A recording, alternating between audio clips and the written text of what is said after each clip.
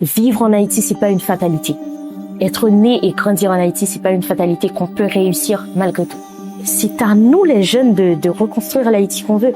C'est sûr qu'aucun jeune ne souhaiterait voir son enfant grandir dans cette Haïti que nous-mêmes on a connue. Une Haïti, je suis née en 2004. Toute ma vie, Haïti a toujours été instable. Toute ma vie. Donc voilà, je me dis que en tant que jeune, je veux montrer que c'est à nous de prendre les rênes et c'est à nous de reconstruire cette Haïti qu'on souhaite tous voir.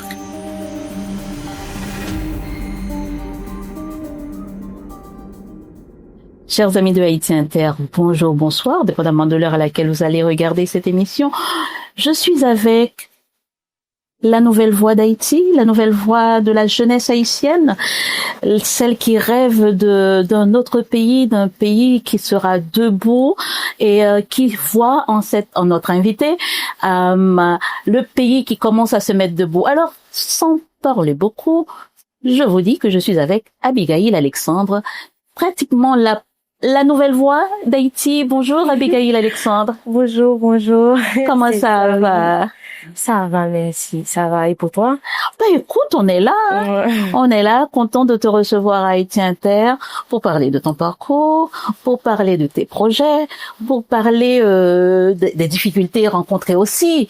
Et donc, on va faire connaissance en fait. Donc, puisque je vais faire connaissance avec toi, c'est le public de Haïti Inter, même s'il y a des gens qui t'ont déjà vu passer sur tous les réseaux, mais je suis sûre que tout le monde ne t'a pas vu et qu'ils n'ont pas tout retenu de toi. Donc, ça va être l'occasion de parler de ce beau parcours que tu as réalisé, puisque tu vas nous l'expliquer en mars de cette année, 2026, tu as remporté un concours d'éloquence. Alors, c'est peut-être le moment de nous expliquer ce qu'est un concours d'éloquence. Un concours d'éloquence, c'est un plaisir pour moi d'être ici. Comme tu l'as dit, à chaque fois, c'est une occasion en plus pour que plus de gens entendent ce que la jeunesse a à dire à travers ma voix. Désormais, c'est ma responsabilité.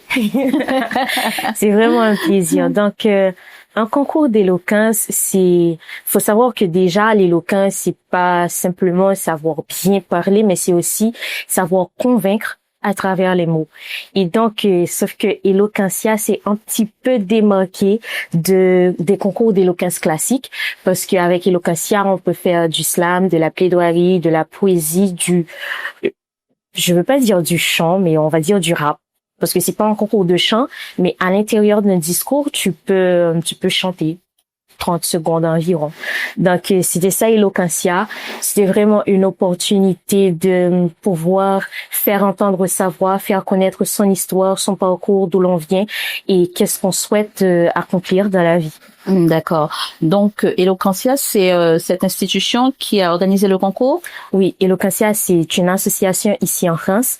Et donc, en Haïti, elle travaille en collaboration avec la Golden Team Haïti et l'association M'Impacter pour les deux antennes, l'antenne de Jacmel et l'antenne de Port-au-Prince. D'accord. Donc, tu as dit que c'est pas que savoir parler, c'est convaincre.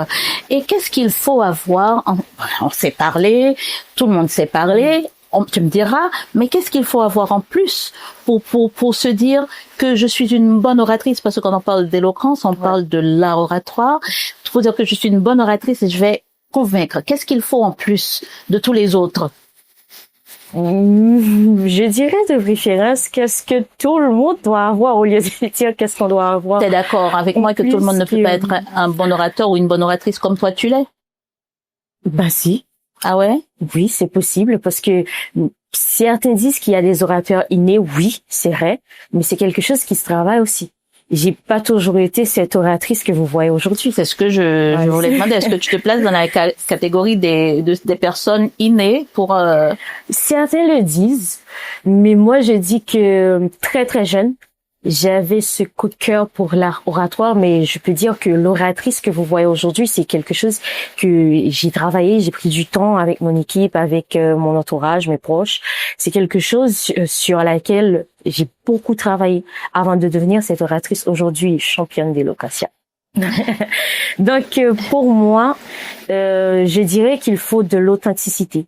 Parce que si je prends mon expérience comme exemple, c'était surtout mes histoires personnelles ou les histoires de mon pays que j'insérais dans mes discours à Eloquentia, qui a toujours fait que je me suis toujours démarquée des autres participants et ce qui a fait que à chaque fois j'étais qualifiée pour l'étape suivante. Alors, puisque tu dis que tu racontes ton histoire personnelle, c'est peut-être l'occasion aussi de faire connaissance avec cette petite fille qui s'appelle Abigail. Hein? Abigail est née en 2004? Oui. En 2004, ça veut dire avant-hier? Quelle petite fille tu étais, Abigail? C'était quoi tes rêves de petite fille? Bon, ce qui est sûr, c'est que ce qui n'a pas du tout changé, c'est que depuis toute petite, j'ai toujours voulu faire quelque chose qui sera utile à mon pays, à ma famille, à ma génération. En grandissant, en étant adolescente, ça s'est renforcé parce que j'aimais pas du tout la réputation qu'avait la génération 2000. Et donc, je me suis toujours dit que je vais faire la différence, je vais tracer une voie pour que les autres, pour que les plus petits et les jeunes comme moi puissent suivre cette voie et montrer qu'en fait, ce qu'on dit de la génération 2000, c'est pas une généralité, même si beaucoup me disent que je suis l'exception à la règle et que c'est une généralité. Mais toute jeune, j'ai toujours voulu faire la différence et montrer le côté positif de ma génération. Et donc, quelle petite fille j'étais? J'ai jamais été timide, ça faut le dire. J'ai jamais été timide. Aujourd'hui, je suis beaucoup plus réservée que celle que j'étais avant, que la petite fille d'avant. Et une petite fille très sensible qui peut pleurer de joie, de colère, de faim, qui pleurait absolument pour tout. Et j'étais cette petite fille-là qui a connu beaucoup de choses, qui a vécu beaucoup de réalités en Haïti. Et je pense que c'est ce qui a fait en partie de moi ce que je suis aujourd'hui, cette jeune femme que vous voyez. Abigail, parlant de cette petite fille, moi j'aimerais savoir où elle a grandi. Abigail, tu as grandi où? J'ai grandi à Jacmel, okay. À Jacmel, en Haïti. Donc je suis née à Port-au-Prince, mais de 2015 jusqu'à date, je suis partie vivre avec ma tante, la petite sœur de ma mère, à Jacmel. Ok, ça me permet de venir à ce moment dans ta vie où tu as vécu sans ta maman pendant des années. Pourquoi ça s'est passé comme ça? Pourquoi tu as dû vivre loin de ta maman, loin de tes frères et sœurs? Parce que tu en as des frères et sœurs. Oui. C'est la plus âgée? Non. D'accord. Ça, c'est une question qu'on m'a beaucoup posée. Pourquoi est-ce que on est tous en Haïti et que je passe plusieurs années sans voir ma mère? Donc déjà, c'est parce qu'on n'avait pas assez de moyens pour faire les allers-retours.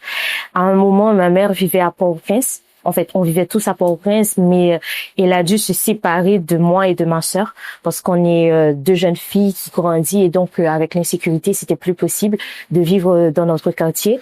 Donc moi, je suis partie à Jacmel, ma sœur est allée un petit peu plus loin, mais toujours à Port-au-Prince. Et puis après, elle est allée retrouver son père aux États-Unis. Pourquoi autant d'années sans se voir? C'est parce qu'après un moment avant les vacances, je rentrais à Port-au-Prince une semaine, puis après c'était plus du tout possible avec l'insécurité, vous savez. Et donc environ 2 ou 3 ans après, on a brûlé la maison familiale et la maison de ma mère. Donc elle pouvait plus vivre à Port-au-Prince avec mes petits frères. Elle a dû rentrer au Cap-Haïtien. Donc elle s'est encore un peu éloignée, donc c'était pas vraiment possible. Et faut savoir que prendre un billet d'avion de Jacmel au Cap-Haïtien, c'est environ 200 ou 350 $. Américain? Et moi, oui, américain. Et moi, je peux vous le dire, j'avais pas les moyens.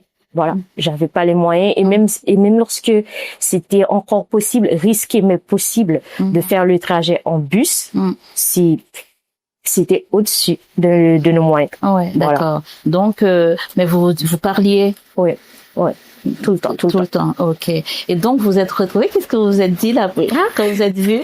Je suis curieuse. Hein? En fait, faut savoir qu'il y avait pas vraiment grand chose à dire parce qu'on se dit tout par téléphone. Donc, mais c'était vraiment exceptionnel. Ça m'a beaucoup fait plaisir de voir mes petits frères qui autrefois étaient tout petits Donc maintenant qu'ils sont beaucoup plus grands physiquement que moi, ça m'a beaucoup fait plaisir de pouvoir resserrer ma mère dans mes bras depuis 2018. C'était la dernière fois que je l'avais fait. Ça m'a beaucoup fait plaisir aussi de rencontrer mon petit-neveu pour la première fois. Donc ça, c'était... Un plus grand bonheur que d'avoir gagné le concours? Ah, je suis méchante de mettre ces deux choses en parallèle. Il n'y a pas lieu de comparaison, je vais dire. Ouais. C'est pas la même chose. C'est pas la même chose. C'est deux bonheurs différents. Ouais. Bon, alors c'est le moment de nous parler de cette préparation. Enfin, on ne devient pas lauréate d'un concours et comme tu disais tout à l'heure, sans une préparation. Quelles sont les étapes que tu as dû traverser pour en arriver à la finale? Ouais. Ok. Déjà, faut savoir que, en fait, je vais pas dire que je préparais ce concours depuis 2023, mais inconsciemment, la préparation a commencé depuis 2023, de manière très, très concrète. Parce qu'à l'école, faut savoir que dans ma promotion, quand j'étais à l'école, j'étais toujours la porte-parole. Chaque fois qu'il y avait quelque chose à dire au directeur, à certains professeurs, on me mettait toujours devant et j'aimais ça. J'aimais parler, j'aimais qu'on m'écoute, qu'on écoute ce que j'ai à dire et surtout, j'aimais parler au nom des gens. Oui, ça, j'ai toujours aimé le faire. Donc, en 2023, j'ai participé à un concours d'éloquence, un concours de débat interscolaire. Malheureusement, heureusement aujourd'hui, mais malheureusement à l'époque, on s'était fait disqualifier en quart de finale parce qu'on n'avait pas travaillé assez pour être qualifié. Et donc, en 2024, commence Eloquentia. Il y a eu la soirée de lancement à laquelle j'ai pas participé parce que j'étais pas sûre de vouloir participer au concours. Et en janvier 2025, il a commencé les formations. Donc là, on vous apprend tout ce que vous avez besoin de savoir pour être un bon orateur. C'est-à-dire la rhétorique classique, la posture scénique, la gestion du stress, en fait, tout ce qui va avec, vraiment tout. Et donc là, je participe aux séances de formation, mais je suis pas sûre de vouloir participer au concours parce que je me disais que, voilà, j'ai déjà tenté, ça n'avait pas abouti, donc j'avais un peu peur. J'avais peur tout court de participer. Et donc, on a eu une soirée où on devait prononcer des discours sur le carnaval. J'y ai participé, j'y ai pris goût. Je me suis rappelé pourquoi j'ai toujours aimé l'art oratoire. Et donc, c'est là que j'ai décidé de participer concrètement au concours. Et là, on a eu 2 tours à huis clos. Ensuite, les quarts de finale, demi-finale, finale. Et à chaque fois, Dieu a permis que je sois... Dieu ou ton travail? Les deux. D'accord. Les deux. T'es très croyante? Oui. D'accord. Ouais, les deux. Ouais. Les deux. Parce que, en fait, en tant que chrétienne, je crois vraiment qu'il faut avoir la foi, qu'il faut croire en la prière. Mais en même temps, si tu travailles pas, donc voilà, Dieu fait sa part, toi aussi tu as ta part, donc tout le monde travaille quoi. Donc de là étant, je suis sortie lauréate d'Eloquentia Jacmel en 2025 et en août 2025, j'ai représenté le Sud au quart et demi-finale d'Eloquentia International où j'ai été qualifiée pour la finale et en mars dernier, j'ai représenté Haïti. Voilà. À la finale. Pour remporter le titre de meilleure oratrice francophone 2026. D'accord. Est-ce qu'il faut, parce que être un bon orateur, non seulement il faut savoir parler d'une certaine manière, mais il faut du vocabulaire. Est-ce que vous lisez, tu lisais beaucoup, tu lis beaucoup? Oui. En fait, je peux plus dire que je lis beaucoup. Je lis, mais pas autant qu'avant parce qu'il y a la fatigue. J'ai moins de temps parce que faut savoir que avec je dois saisir toutes les opportunités, toutes les occasions qui se présentent, je dois profiter du momentum, ce qui fait qu'il y a certaines habitudes que j'avais que j'ai dû mettre sur pause pour profiter au maximum.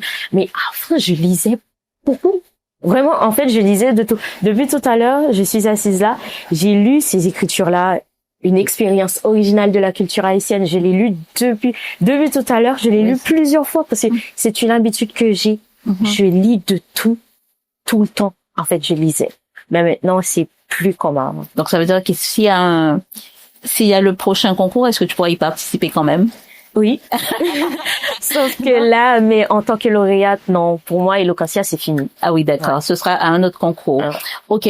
Alors, pour représenter, pour faire ce concours, il faut une certaine préparation. Donc, tu disais que tu lisais beaucoup. Est-ce que le fait d'avoir lu beaucoup participe de quelque chose au fait que tu sois une bonne oratrice? Bon, oui. Okay. Oui, parce que quand tu lis, non seulement tu apprends de nouveaux mots, mais aussi de nouvelles expressions, tu apprends de nouvelles choses, il y a des informations, donc tu es un peu plus cultivé que si tu lis pas ou peut-être que tu lis pas assez. Donc, lorsqu'il fallait écrire les discours, il y a certaines références, c'est la lecture. C'est la lecture. Il y en a d'autres, c'est les recherches. Bon, avec l'Internet, c'est plus rapide, mais je néglige pas, je conseille pas aux gens de négliger la lecture. D'accord. Alors, comme ça, je sais que être une bonne oratrice, c'est de pouvoir, je pense à tout prix, à tout moment, pouvoir est-ce que c'est aussi pouvoir comment dire, improviser d'être une bonne oratrice? Bon, oui. Là maintenant, on improvise. Sauf que faut savoir qu'un art oratoire, une bonne improvisation est toujours préparée. Pourquoi? Comment je le dis? C'est pas que on a cette entrevue, c'est pas que j'avais les questions et que je les avais préparées, non. Mais il y a un certain bagage, il y a un certain dépôt qui était fait. La lecture, les recherches, les discours, en fait tout.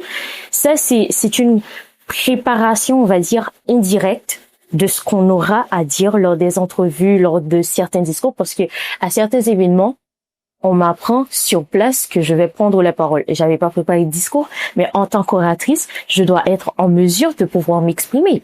Parce que faut savoir, la parole, elle est là. Donc, c'est juste que avec le temps et l'habitude, tes idées sont plus structurées. Donc, même si on te prend à l'improviste, ça va, on va pas avoir l'impression que tu as improvisé.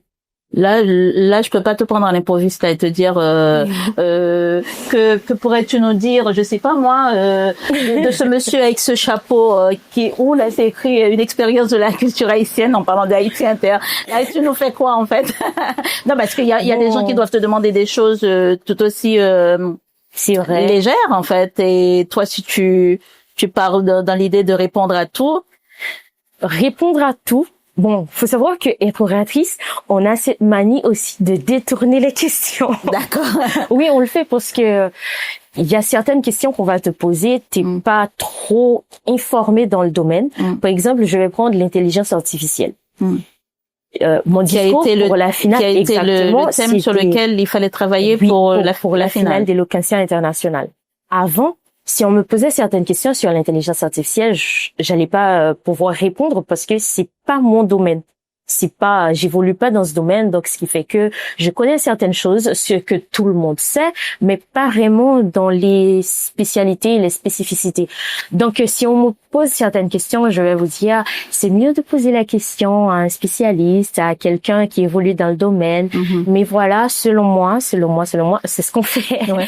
Mais voilà, en tant qu'orateur, on a vraiment quelque chose à dire, même si c'est juste pour référer la personne à quelqu'un d'autre. D'accord. Ouais. Moi, je pensais que participer à ce genre de concours, c'est venir avec son sujet, le travailler. Et d'ailleurs, je me demandais aussi, est-ce que tu écris toi-même ton discours, ton sujet, est-ce que tu travailles toute seule dessus? Mais moi, je pensais qu'il fallait juste amener son sujet et puis le présenter. Et là, on découvre que non, il y a un thème sur lequel il faut travailler. C'est ça? Oui. Donc, tu as été prise de cours. Bon, faut savoir qu'on a eu les sujets quelques semaines avant la finale. Okay. Donc, certes, c'était une surprise pour nous parce que Eloquentia, généralement, aborde des sujets concernant la vie, peut-être la famille, certains discours où tu peux parler de politique subtilement, mais jamais l'intelligence artificielle. Ce qui a fait que on se plaignait toutes les quatre. On voulait pas ces sujets parce qu'on se disait que ce qui fait vraiment la force des discours à Eloquentia, c'est quand tu peux jouer avec les émotions, avec l'émotion des gens, quand tu peux parler de toi-même, quand tu peux parler de ta famille et que tu peux toucher les gens. Et donc, avec l'intelligence artificielle, pour nous, c'était un peu trop formel, trop de langage, IA et tout. Mais au final, C'était on parlera de ton plaidoyer tout à l'heure. Et pour répondre à la question, oui, j'écris moi-même mes discours, mais j'ai mon coach. Après avoir écrit mes discours, je lui fais voir, il me dit que à la place de tel mot, qu'est-ce que tu penses de ci, qu'est-ce que tu penses de ça, ou parfois aussi, il me pose simplement des questions qui me fait réaliser que mon discours, il manque quelque chose que je dois rajouter. Voilà. D'accord. Pas de stress chez toi? Si. Oui. Oui, je stresse. À chaque fois que je dois prendre la parole en public, je stresse. Mais Eloquentia nous a aidés, nous a appris comment gérer le stress. Donc, sur scène, on a l'impression que je suis dans mon monde, qu'il y a aucune once de stress, alors qu'en vrai, c'est pas du tout le cas. La mémoire joue pour beaucoup dans cette affaire. Comment on travaille sa mémoire? Bon, c'est l'habitude. C'est une répétition sans cesse de tout ce que... Ouais. Il y a certaines personnes qui retiennent les choses beaucoup plus vite que d'autres et qui peuvent retenir aussi beaucoup plus de choses que d'autres, mais ça se travaille. C'est avec le temps, l'habitude. Il faut trouver quelle est la méthode qui te convient. Moi, par exemple, quand j'écris mes discours, qu'est-ce que je fais? Je les lis à chaque fois. Donc, puisque c'est moi qui les avais écrits, et que je les lis pour mon coach, pour qu'il entende mon discours et me donner son avis. Donc, au bout de 3 lectures, ça va, je mémorise. Au bout de 3 lectures, tout le texte est mémorisé, oui. Quel que soit le nombre de pages. Oui. C'est-à-dire, tu as travaillé sur combien de pages, toi, ton dernier discours, là, pour... Le dernier discours, c'était entre 5 à 7 minutes, je vais dire 5 à 6 pages. Ok, d'accord. Donc c'est qu'il faut y aller vite aussi. C'est une page par minute, ça peut être plus, hein. Oui, parce que une page, ça peut être trois minutes. Tout dépend du débit. D'accord. Ok. Alors le thème choisi, clairement, c'était quoi? Comment ça a été formulé? C'était l'intelligence artificielle creuse-t-elle les inégalités? J'étais à la négative. Et alors?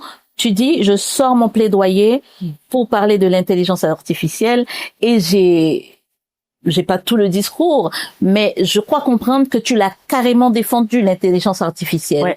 Comment c'était venu l'idée de vouloir, et puis comment on défend l'intelligence artificielle? En fait, c'était compliqué. C'était le sujet qui m'a le plus traumatisé, tourmenté, parce que c'était pas facile d'écrire un discours et défendre. En fait, l'intelligence artificielle elle est défendable, mais c'était compliqué d'écrire un discours où l'on met pratiquement l'intelligence artificielle face à l'humain. Mais en même temps, avec les recherches et un peu de logique, je me dis qu'en vrai, ceux qui creusent les inégalités, c'est nous-mêmes les êtres humains. L'intelligence artificielle, c'est un outil que nous-mêmes nous utilisons. Donc, je suis partie sur cette idée-là et de fil en aiguille. Faut savoir que le discours final, c'était à peu près peut-être le 10e ou le 20e discours écrit. À chaque fois, il y avait d'autres idées, il y avait des choses que je devais enlever, rajouter des choses. Il y avait des arguments qui, pour moi et pour mon coach, étaient trop contradictoires, genre c'était pas ok pour la finale, c'était pas assez fort pour représenter Haïti. À chaque fois mais au final on l'a fait. En fait, je sais pas comment vous expliquer, mais c'était de fil en aiguille à chaque version du discours jusqu'à aboutir au discours final. Et Abigail, mars 2026, tout un pays, toute une nation est debout derrière toi pour que tu gagnes à ce concours. Qu'est-ce que tu te dis quand tu vas te coucher, quand tu te lèves? Qu'est-ce que tu fais parce que tu dis il faut que je gagne? Déjà, je me disais pas qu'il faut que je gagne la finale. Je me disais simplement qu'il faut que je représente Haïti dignement. Mais il faut savoir aussi que je me couchais pas tant que ça. Non, parce que ça m'avait carrément rendu insomniaque. Toutes les nuits, en fait, je réfléchissais toutes les nuits au discours. Je réfléchissais à tous ces jeunes qui me voient. Je réfléchissais à des projets que j'ai, des objectifs que je me suis fixés et que cette expérience peut m'aider à me rapprocher un peu plus de la réussite de ces projets. Donc, ça m'avait carrément rendu insomniaque. Pas d'amis à ce moment-là, tu t'éloignes des gens? En fait, oui, je m'éloignais des gens, Mais heureusement que j'ai un très bon entourage. Je m'éloigne, eux, ils se rapprochent un peu plus de moi. D'accord. Bon alors, ce concours gagné, tu dis que tu avais des projets. Ces projets, ils étaient là avant que tu obtiennes, que tu deviennes lauréate. Certains, oui. C'est quoi comme projet? Bon, des projets comme, par exemple, en fait, c'est plus un objectif de vie. C'était de devenir un modèle, genre, un symbole pas de perfection, mais de positivité dans la génération 2000. Faire quelque chose, je savais pas encore si c'était par l'art oratoire ou par la musique, la danse, je savais pas, mais je me disais toujours, il faut que je fasse quelque chose qui fait que je me démarque de ce que disent les gens et qui fait que les jeunes voient que vivre en Haïti, c'est pas une fatalité. Être né et grandir en Haïti, c'est pas une fatalité, qu'on peut réussir malgré tout, même si j'ai pas encore réussi. Tu dis par la danse, la musique, le chant, parce que tu chantes et tu danses? Oui. plus comme avant, mais oui. D'accord. Mais tu vas chanter tout à l'heure. Non. Abigail, donc oui, tu voulais être un symbole. Et aujourd'hui, on peut dire que il y a plus de doute. T'es un symbole parce que toi, tu insistes sur la génération 2000. T'es un symbole pour la génération 2000. Mm-hmm. Et donc, qu'est-ce que tu veux faire là actuellement pour cette génération, puisque t'es un symbole, tu es devenu ce symbole. Tu n'as pas peur d'être un symbole puisque c'est ce que tu voulais. Maintenant, comment tu vas aborder ce nouveau statut, parce que tu as un nouveau statut, tu as un engagement. T'as pris un engagement, que tu aies signé ou pas, n'est-ce pas? T'as signé? Non. T'as pris un engagement. Comment tu vas mettre en pratique tout ça? Bon, de manière concrète, actuellement, on travaille sur parce que moi, je veux pas seulement parler, je veux pas seulement impacter avec les mots, je veux des actions concrètes. Je veux vraiment des actions concrètes et j'ai la Golden Team Haïti avec moi. La Golden Team, c'est une organisation qui soutient les jeunes et c'est elle qui organise Eloquentia en Haïti.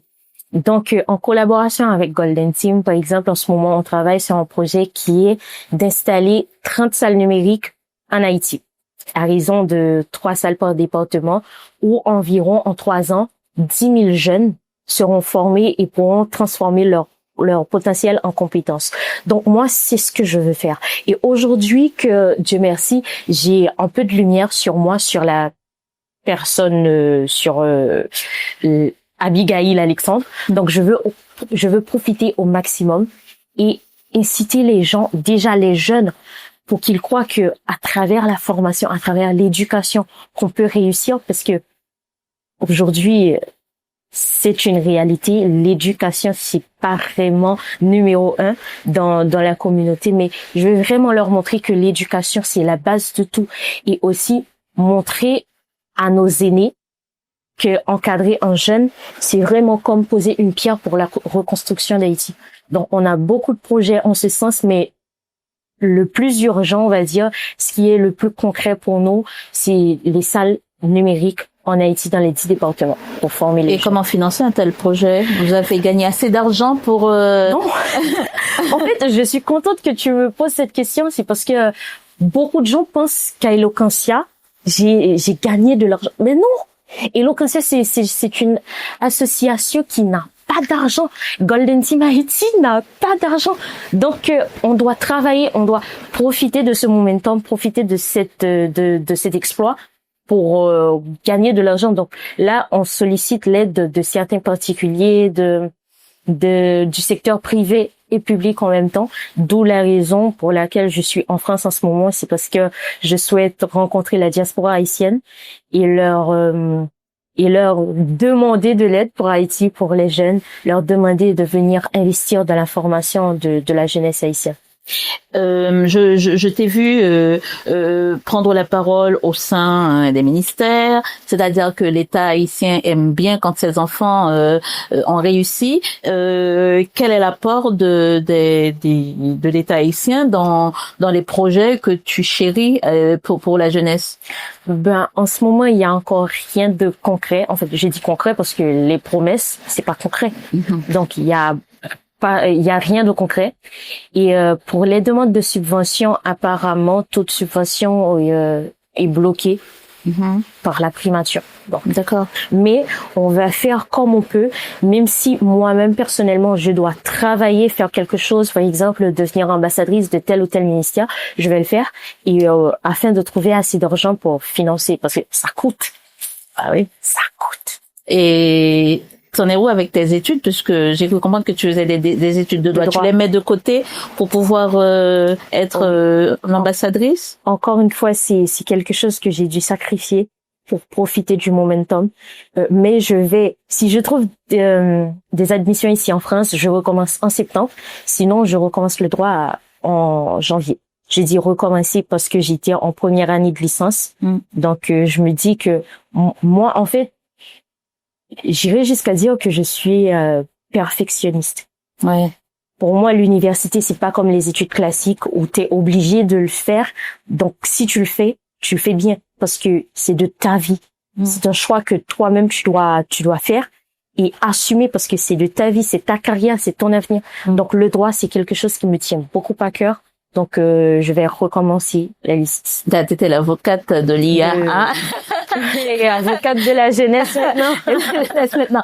Bon, oui, comme tu parles de la jeunesse, quand on est en vue comme ça, on reçoit énormément d'amour, comme tu en as reçu énormément d'Haïti et j'imagine d'autres, parce que quand on est sur les réseaux, est-ce que tu as eu que des gens qui apprécient ce que tu es, l'oratrice que tu es, l'ambassadrice d'Haïti, l'ambassadrice de jeunesse?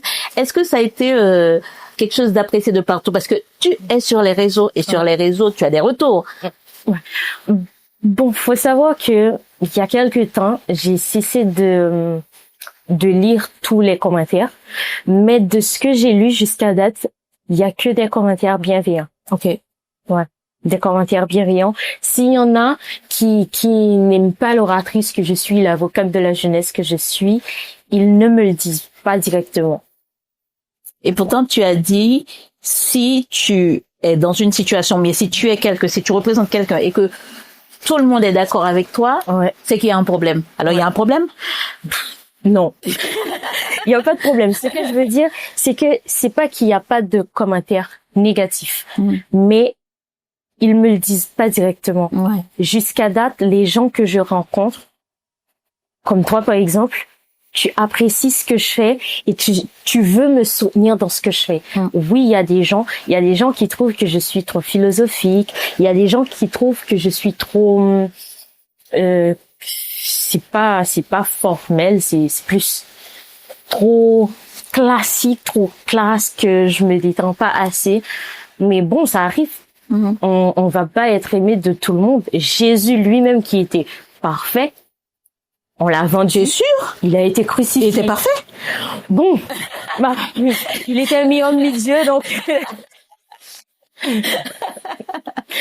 Donc voilà, c'est ce que je voulais dire. C'est que c'est pas qu'il y a pas de commentaires négatifs, c'est pas qu'il y a pas des gens qui n'aiment pas ce que je fais, mais ils me le disent pas directement. Ils s'attaquent pas. En fait, ils attaquent plus mon coach que moi. Ah oui, parce ils que disent quoi? Quand ils appellent, c'est mon coach qui le trouve. Voilà. Ah, ils appellent pour se plaindre? Oui, certains pour se plaindre, d'autres pour voulant investir, d'autres me voulant moi comme ambassadrice de leur entreprise ou de leur business. Oui, il y a beaucoup d'appels, beaucoup. OK, mais pas pour insulter. Ils me trouvent pas moi. Vagen l'assiste, le coach. C'est le coach, c'est Vagen, Jean-Louis. Oui, Vagen, OK, d'accord, ton coach. Donc t'es en tournée en France pour pouvoir sensibiliser, tu dis? La diaspora haïtienne, ceux qui peuvent participer financièrement, ceux qui peuvent participer niveau contact, ressources humaines, genre peu importe le soutien, il sera le bienvenu parce que on a besoin de tout le monde. Et surtout, en fait, il y a beaucoup de gens qui vivent à l'étranger qui souhaiteraient revenir en Haïti. Mais en ce moment, la réalité du pays, c'est pas trop. Pourtant, je te vois bien sur Internet à dire aux gens de venir. Alors, ils vont venir où? En Haïti. Pour faire quoi? En fait, voilà l'objectif. Je suis consciente que c'est pas facile, c'est pas trop pratique en ce moment de rentrer en Haïti. Mais ce que je veux, c'est surtout montrer aux jeunes qui sont en Haïti que être en Haïti, c'est pas une fatalité. Ouais. Oui. Et que même dans les difficultés, il faut savoir se battre, ce qu'on fait déjà, et pouvoir s'en sortir. Parce que lorsque tu réussis dans les difficultés, ça a beaucoup plus d'impact. Et donc aujourd'hui, j'ai remporté un concours d'éloquence. Ça fait beaucoup plus d'impact parce que je viens d'Haïti. Je suis née et j'ai grandi en Haïti. Ça a beaucoup plus d'impact que si je vivais ici en France. On allait dire que elle vivait déjà dans un milieu francophone, donc c'est pas grand-chose et tout. Mais ça fait plus d'impact quand on vient d'Haïti.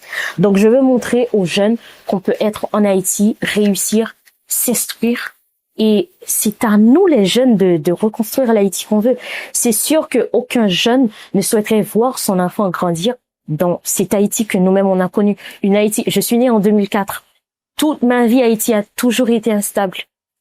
Toute ma vie. Donc voilà, je me dis que en tant que jeune, je veux montrer que c'est à nous de prendre les rênes et c'est à nous de reconstruire cette Haïti qu'on souhaite tous voir. Tu n'as pas peur d'être accaparé par des hommes politiques qui se servent de toi et qu'au final, tu n'es qu'une vitrine? Heureusement, j'ai une très bonne équipe. Ouais. T'es assez vigilante? L'équipe reste aux aguets? Je veux pas cacher qu'on a commis des erreurs. L'erreur est humaine. Mais oui, on est très très vigilant là-dessus. C'est pourquoi on évite au maximum de prendre parti par rapport à la politique et tout. Donc non, on veut. Et si on se laisse faire avec les politiciens, je vais plus pouvoir proférer des discours comme quoi les jeunes, c'est à nous de prendre les rênes et reconstruire Haïti. Non, ce sera plus pareil. Ok. Ton discours, en tout cas, le concours dans lequel tu as participé, c'est un concours pour les francophones. Aujourd'hui, en Haïti, il y a une tendance à ne plus vouloir parler français. D'ailleurs, quand les gens parlent français, on leur dit qu'ils parlent la langue du colon. Est-ce que le fait de toi de parler, de participer à ce concours déjà en français, est-ce que tu as eu des retours? Et toi, est-ce que pour toi, on doit continuer de parler français en Haïti? Pour moi, parler une langue étrangère ou non, c'est une opportunité. Ça peut ouvrir beaucoup de portes. Par exemple, je me prends un exemple. J'arrive en République dominicaine parce que je vais passer là-bas pour venir en France. Je parle pas l'espagnol. Un autre jeune qui parle l'espagnol peut faire de l'argent avec moi qui parle pas l'espagnol. Il va vouloir traduire pour moi. Donc je me dis que la langue n'a rien à voir avec la colonisation. Oui, c'était les Français. Mais la langue, elle n'y est pour rien. C'était les Français, oui, mais pas la langue. Donc oui, on parle français, on continue de parler le français. Aujourd'hui, quand je fais une vidéo en français, ça touche plus de gens dans le sens que la communauté française comprend et la communauté haïtienne également. Et puis pas que la communauté. Quand tu dis les francophones, les francophones comprennent. T'as beaucoup de gens de francophones qui te suivent. Oui. Est-ce que ça veut dire que tu as une influenceuse aujourd'hui? Ouais.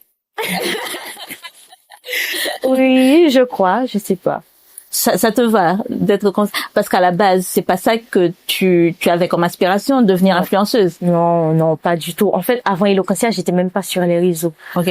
Mais oui, parce que je le vois pas dans le sens où je fais que des vidéos, je le vois dans le sens où il y a environ presque 200 000 personnes qui écoutent ce que je dis et 200 000 personnes, j'ai leurs oreilles.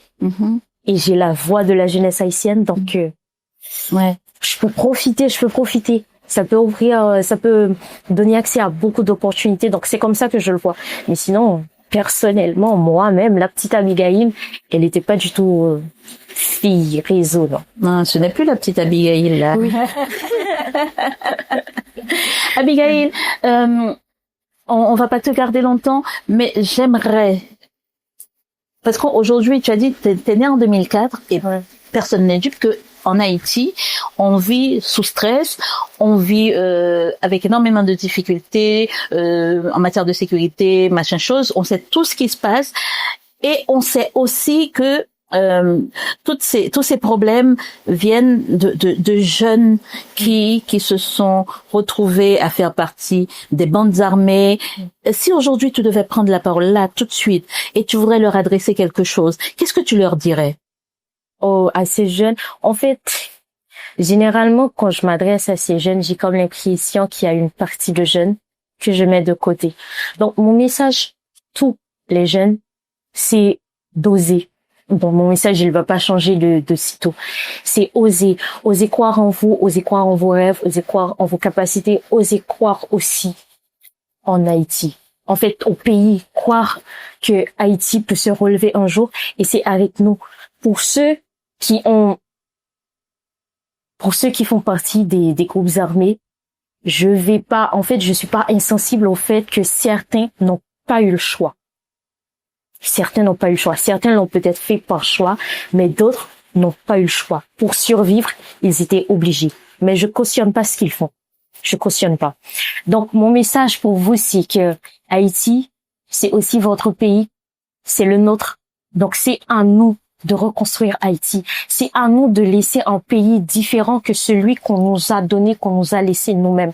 Donc, on va travailler ensemble et j'espère qu'un jour, vous comprendrez vraiment tout ce qu'on pourrait faire, tout ce qu'on aurait pu faire si seulement on était unis tous dans la même voie, c'est-à-dire dans la voie de reconstruire Haïti pour la génération future. Est-ce que tes messages, est-ce que tu penses, là tu viens de t'adresser à ces jeunes-là, est-ce que avant de t'adresser là directement, j'imagine que tu as dû essayer de le faire avant, ou pas, est-ce que tu penses que toi, tu es arrivé jusque dans ces milieux-là où il y a des gangs armés, des jeunes. Est-ce que tu as des retours comme quoi ces jeunes t'ont suivi, t'ont soutenu aussi pendant ton concours? Bon, pas de manière, pas comme pour Ariana, une fille que j'apprécie beaucoup, parce que ça c'était visible. Ils ont fait des vidéos pour montrer qu'ils supportent Ariana, mais je sais que certains d'entre eux ont vu, ils ont suivi le parcours et aujourd'hui encore, ils suivent. Et j'espère, j'ai l'espoir que mes mots ont touché certains cœurs dans ces milieux. Et que ces jeunes qui ont été touchés par mes mots et mon parcours aspirent à changer de camp. Aspirent à contribuer positivement pour la reconstruction d'Haïti. Est-ce que tu pourrais faire de la politique bientôt dans tes projets? Est-ce que ça fait partie de tes projets, faire de la politique en Haïti? En fait, oui. Mais c'est quand j'ai fait faire de la politique, c'est vraiment être une actrice, actrice dans la politique. Oui, parce que en ce moment, j'hésite entre les droits humains et la diplomatie, mais je pense que je vais me prendre la diplomatie. Donc oui. Ouais. Oui, mais c'est pas pour maintenant. Les droits humains, diplomatie, on n'est plus diplomate, on pourra défendre mieux les droits humains. Oui. Alors, ma question que je vais te poser tout à l'heure, en fait, c'est par rapport au tremblement de terre. Toi qui es un enfant de 2004, où il y avait déjà des instabilités dans le pays, oui. Tu as vécu le tremblement de terre en Haïti. Oui. Tu étais à Port-au-Prince. Oui. Oui. Comment tu as vécu ce moment-là? Tu étais jeune, hein? J'allais avoir 6 ans. Ouais. Oui. En fait, j'étais très jeune, mais je me rappelle de presque tout comme si c'était hier. Je me rappelle, en fait, la maison familiale, c'est face au lycée Daniel Fignolet. Donc, Delma 2? Delma 8, je crois. Okay. 8, 6, je sais plus. Ou 18, je sais plus. Ouais. Mais je me rappelle avoir vu le bâtiment s'effondrer. Et je me rappelle, en fait, depuis 12 janvier 2010, j'ai jamais vu autant de cadavres de toute ma vie. Et à l'époque, j'avais même pas pleuré. À l'époque, je comprenais pas vraiment ce qui se passait, mais plus tard, je vais réaliser qu'en fait, ça a laissé un certain traumatisme chez moi, de voir que, voilà, en une fraction de seconde, tous ces jeunes, tous ces écoliers, ils avaient des projets de vie. Comme moi, certains ont voulu devenir diplomates peut-être. D'autres avocats en droits humains, d'autres vouloir devenir un modèle pour la génération 2000 aussi. Mais en une fraction de seconde, c'était plus possible. Donc oui, j'étais témoin de tout ça. Mais c'est que maintenant que ça me fait de l'effet. Ouais. Oui, t'avais pas pleuré au départ, mais est-ce que en grandissant, t'avais des images qui tournaient en boucle? Oui. Oui. Ouais. Et bon, d'accord. Bon, d'accord. Ta première lecture? Ma première lecture, je me rappelle pas. Mais j'étais jeune. Faut savoir que j'ai appris à lire. J'étais très très jeune. Genre, au niveau lecture, j'étais un petit peu plus avancée que les enfants de mon âge, parce que je me rappelle qu'en préscolaire, je savais lire des mots que d'autres dans la même promotion que moi ne pouvaient pas lire. Donc on va dire peut-être 3-4 ans. Ma première lecture. Ouais. Merci Abigail Alexandre d'être passée nous voir à Haïti Inter. Merci pour ton message sincère, tes paroles sincères. Je crois qu'il n'y a pas de phare dans ce que tu dis. Tu es toi-même. En tout cas, merci d'être venue nous voir à Haïti Inter. Merci à toi de m'avoir invité. Merci beaucoup.